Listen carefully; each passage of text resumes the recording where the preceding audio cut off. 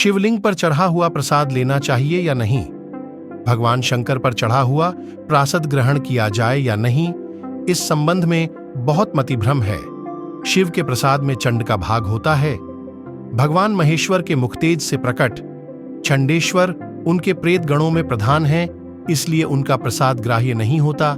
यह बात ठीक है, किंतु कौन सा प्रसाद चंड का भाग है और कौन सा उनका भाग नहीं है, यह बात विचार कर लेनी चाहिए, क्योंकि प्रसाद के त्याग में भी बहुत बड़ा दोष शास्त्रों में वर्णित है। जहां कहीं भगवान शंकर की साकार मूर्ति हाथ पैर वाली बनी हो, उसका प्रसाद ग्रहण किया ही जाना चाहिए। दूसरे देवताओं के प्रसाद के समान वह पवित्र है।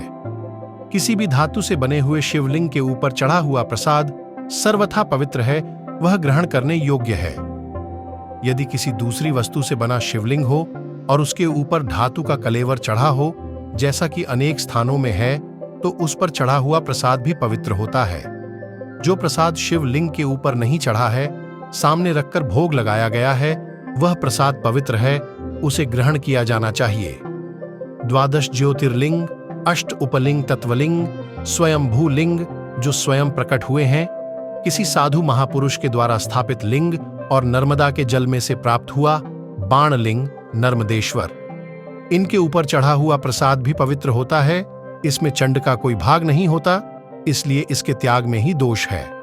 अब ऊपर के सब प्रकार के शिवलिंगों को छोड़ दें तो साधारण पत्थर से गढ़े हुए लिंग, नर्मदा के अतिरिक्त किसी दूसरी नदी में से प्राप्त लिंग या मूर्ति अथवा केशर के अतिरिक्त दूसरे पदार्थों से बने मिट्टी, चीनी आदि के शिवलिंगों पर जो प्रसाद चढ़ाया गया हो, उसे किसी को भी ग्रहण नहीं करना चाहिए।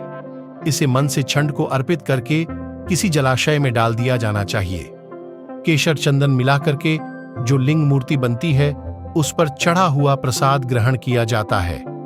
यदि शिवलिंग गंडकी नदी में पाया गया हो अथवा शिवलिंग के समीप शालिग्राम भी विराजते हों, तो शिवलिंग पर चढ़ा हुआ प्रसाद ग्रहण करने योग्य है।